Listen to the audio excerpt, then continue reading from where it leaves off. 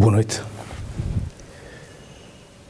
A aula de hoje centrar-se-á no estudo do princípio da separação de poderes. Princípio esse que vai ser estudado a par da análise a outros princípios, como da unidade da ação administrativa, da descentralização administrativa e também da desconcentração administrativa, sendo que este último tópico será dado nas próximas aulas. Quer isso dizer que vamos nos concentrar no princípio da separação de poderes, no princípio da unidade da ação administrativa e no princípio da descentralização administrativa. Como já verificaram, a bibliografia é aquela já indicada na aula anterior, nestes módulos: Direito Administrativo Geral, número 1, tomo 1, volume 1, Marcelo Rebelo de Sousa e André Salgado Matos, nas páginas 135 a 159. São as páginas mais importantes para a lição de hoje. Temos, portanto, que saber, o que eu quero é que os alunos saibam o que é separação de poderes enquanto princípio e enquanto ideia. É um conceito já antigo, já vetusto, que se hoje tem consagração constitucional, houve tempos em que não teve essa consagração constitucional, mas enquanto ideia é algo que nós encontraremos seguramente nas profundezas da civilização grega, na Idade Média, no advento da Idade Moderna e no nosso tempo, a partir do momento em que se constitucionalizou, a partir do momento em que começamos a falar do Estado, começamos a falar da era constitucional, o princípio da separação de poderes também acompanhou esse movimento. Sem perdermos tempo com a Idade Média, mas seria importante, daí que o manual possa servir de ponto de orientação, este manual, como outros manuais, nomeadamente aquele de Direito Constitucional, de que nós já tratamos. Um dos elementos a estudar, um dos elementos de estudo que poderão considerar na análise deste ponto importantíssimo e complexo, que é o da separação de poderes. Um dos elementos de estudo pode ser o meu trabalho, a minha tese de doutoramento, intitulada Estado de Direito, Paradigma Zero. Ali vão encontrar um desenvolvimento mais aprofundado da temática da separação de poderes. É uma edição, como já sabem, da Almedina, de 2007. Encontrarão mais do que necessário, mas pelo menos não terão carência de elementos para a compreensão da temática da separação de poderes ao lerem esses trechos. Dizia eu que o princípio da separação de poderes na Idade Moderna tem dois responsáveis. Não quer dizer que sejam os únicos, mas dois importantes responsáveis. Falo do inglês John Locke e falo do francês o Abade de Montesquieu. Ambos contribuíram de uma forma profunda, marcante, para a sedimentação de ideia de Estado de Direito e do princípio do Estado de Direito. Ambos liberais achavam que é na separação de poderes, ou dos poderes do Estado, que está a garantia das nossas liberdades enquanto cidadãos. Porque se houver concentração excessiva de poder num determinado órgão de soberania, a tendência, dizia Montesquieu, é para que esse órgão de soberania passasse a abusar do seu poder. Ele dizia que é uma tendência natural do homem. O homem é tendencialmente abusivo desse ponto de vista, concentracionário desse ponto de vista. Se tem muitos poderes, a tendência é para abusar desses poderes. E para que não se possa abusar desses poderes, dizia Montesquieu, impõe-se que o poder trave o poder. Cada poder trave outro poder. O Parlamento trave o Presidente, não, o Rei nessa altura, trave o Governo trave os Tribunais travem o Poder Legislativo, assim por diante. Até que, nesse jogo de travagens mútuas, o cidadão fique a ganhar com a sua liberdade tutelada, a sua liberdade garantida. A mais pura verdade foi dita por Montesquieu aqui. Mas, do ponto de vista do direito administrativo, também, se não houver separação de poderes, é óbvio que a autoridade administrativa é levada a abusar desse poder.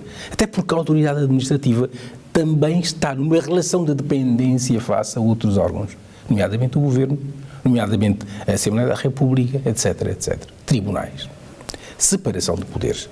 Dizer que há o poder legislativo, conferido em Portugal à Assembleia da República e ao Governo, há o poder executivo conferido ao Governo, há o poder judicial conferido aos tribunais, há o poder presidencial, assim seja dito, conferido ao Presidente, que em Portugal assume o papel de árbitro. É apenas um árbitro, não é um jogador da cena política ou da cena institucional. Pelo menos é o que diz a Constituição de 66.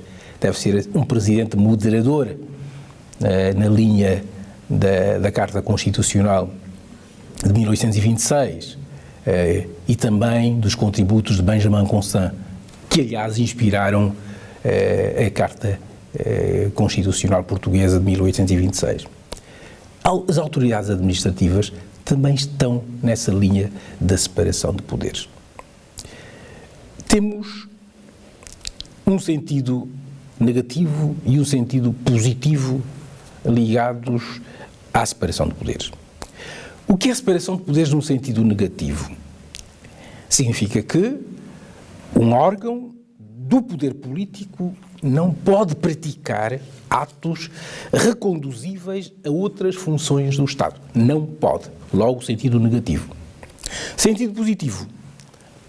Diz que as funções do Estado devem ser afetas aos órgãos mais adequados. As funções do Estado devem ser direcionadas, afetas, entregues aos órgãos mais adequados. Quer do ponto de vista da sua legitimação, quer do ponto de vista da natureza, do procedimento e dos serviços, são os órgãos mais adequados e suscetíveis de responsabilização pelas decisões tomadas. É o sentido positivo do princípio da separação de poderes. Ora, para aquilo que nos importa, a separação de poderes leva a que haja uma fronteira entre a administração pública e a jurisdição. Separação, portanto, primeiro aspecto, separação entre a administração pública e a jurisdição, e os tribunais. Quer isso dizer que há uma reserva de jurisdição face à administração pública. Portanto, reserva da função jurisdicional a favor dos tribunais. Reserva da função jurisdicional a favor dos tribunais. Por outras palavras, a administração pública não pode julgar, não pode emitir atos, não pode emitir sentenças, por exemplo. Porque há uma reserva de jurisdição face à administração.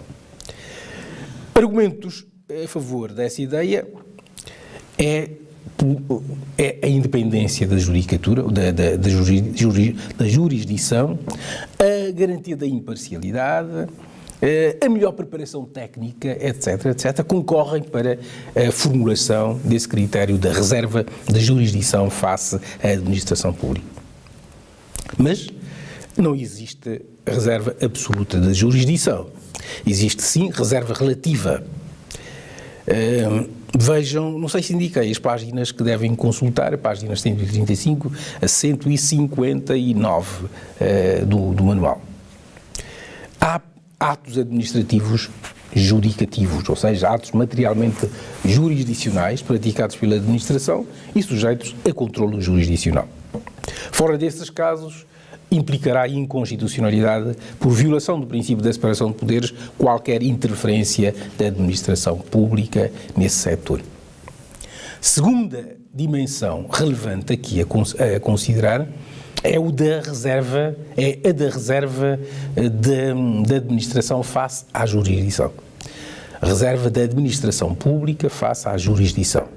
A Constituição Portuguesa não tem uma cláusula expressa de reserva a favor dos órgãos administrativos da função administrativa. Apesar desse vazio, os tribunais só podem sancionar a violação da legalidade democrática, artigo 202. Fora está, pois, o controlo de mérito da ação das entidades administrativas. Reserva de administração face à jurisdição. Há também uma separação vincada entre a administração e a legislação. Administrar é uma coisa, legislar é outra coisa. Se bem que, muitas vezes, o administrador possa ser simultaneamente legislador. Passa-se onde? Passa-se com o executivo, com o governo, que é um órgão político, é um órgão administrativo, mas também é um órgão legislativo. Legislativo porque produz decretos-leis. Na separação entre administração e legislação, impõe-se identificar a figura da reserva de legislação face à administração pública, garantida pelo princípio da legalidade. Já falamos da preferência de lei, já falamos da reserva de lei, é aqui exatamente que se encaixa esse fenómeno. Também temos de considerar a temática da reserva da administração face à legislação. Não é a reserva da legislação face à administração, é o contrário. É a reserva da administração face à legislação. Bom, aqui a doutrina não se entende. Não se entende porque há quem pense que não faz sentido instituir esse critério da reserva da administração face à legislação. A legislação poderia fazer tudo, inclusive administrar, inclusive interferir no domínio da administração pública. Outros dirão que não, por amor à separação de poderes, também aqui deve haver uma reserva de administração face à legislação. A doutrina e jurisprudência maioritária diz que não há reserva de administração face à legislação, quer dizer que a legislação pode introduzir-se livremente na área da administração. Há quem sustente que há situações em que o tal princípio não tem razão de ser, e nessa ordem de ideias encontramos o manual do curso dos professores Marcelo Rebelo de Sousa e Salgado de Matos, que sustentam a inexistência de quaisquer limites à função legislativa perante a administração. A dizer que não sustentam isso. Dizem que, precisamente o contrário, que a inexistência de quaisquer limites à função legislativa perante a administração seria totalmente incompatível com o princípio da separação de poderes. Veremos isso nos exercícios práticos a desenvolver. Temos, a par desse princípio, no desenvolvimento desse princípio, o da unidade da ação administrativa. Artigo 6º e artigo 267, número 2 da Constituição. Tem como móvel obviar a que os princípios da descentralização e da desconcentração administrativas aniquilem a unidade do Estado. O ponto básico é unidade do Estado. Só depois é que temos descentralização e desconcentração. Temos finalmente, a descentralização administrativa, que não é outra coisa senão a afetação do exercício da função administrativa a outras pessoas coletivas além do Estado de administração. Mas uma afetação a essas pessoas de atribuições, de competências e recursos bastantes. Exemplos de entidades situadas no quadro da descentralização administrativa: autarquias locais, universidades públicas, associações públicas. Estamos a falar da descentralização administrativa e enquadramos isto é descentralização administrativa, mas a par da administrativa, como já sabem, há uma descentralização chamada política, que acontece em Portugal apenas nas regiões autónomas dos Açores e da Madeira, na justa medida em que estas regiões têm, por exemplo, o poder legislativo. Como já sabem, do primeiro semestre, nas regiões autónomas há uma entidade, a Assembleia Legislativa Regional, que aprova o quê? Que aprova decretos legislativos regionais. Ora, esses decretos legislativos regionais são leis. São um dos três atos legislativos que a Constituição comporta. Como sabem, há um princípio da tipicidade dos atos legislativos. Esse princípio da tipicidade dos atos legislativos diz-nos que só podem existir em Portugal 3 categorias de atos legislativos: Lei da Assembleia da República, Decreto-Lei do Governo e Decreto Legislativo Regional dos Açores e da Madeira. Veremos como é que a descentralização se apresenta do ponto de vista territorial ou do ponto de vista não territorial, do ponto de vista institucional ou associativo, do primeiro grau ou do segundo grau. Teremos a perspectiva da descentralização não só no sentido de perceber os seus méritos, mas também de perceber os seus deméritos. É esse o trabalho que devem fazer. A par da descentralização, há um princípio por nós estudado também neste curso, que é o princípio da subsidiariedade. Ora, a descentralização deve-se relacionar com a subsidiariedade. Lembrar-se-ão do que estudamos em Direito Constitucional. Lembrar-se-ão do que estudamos em Direito da União Europeia no primeiro semestre. Aqui é que entra a subsidiariedade. Vamos adaptar o conceito de subsidiariedade estudado, por exemplo, no Direito da União Europeia, adaptar esse conceito ao direito administrativo. E vão ver que a subsidiariedade também existe na relação entre o poder central e o poder local. O poder local, lá onde, significa que o poder público só pode atuar quando os objetivos dessa atuação não possam ser realizados por um ente menor, por uma entidade menor, nomeadamente uma autarquia local. Nesse caso, o Governo Central resolve afastar-se da ação e dá livre campo ao poder local no sentido de exercer essas faculdades e exercer esses poderes. Isso é que é subsidiariedade. Ora, isso resulta da descentralização. É um fator potenciador da descentralização. É um dado importante, uma conquista importante desta Constituição da Terceira República que os senhores deverão considerar. Na próxima aula trataremos de mais outros princípios. Hoje e aqui iremos encetar um diálogo em torno destes pontos sumariados, mas também teremos a ocasião de fazer um caso prático sobre a matéria dada hoje. Até já.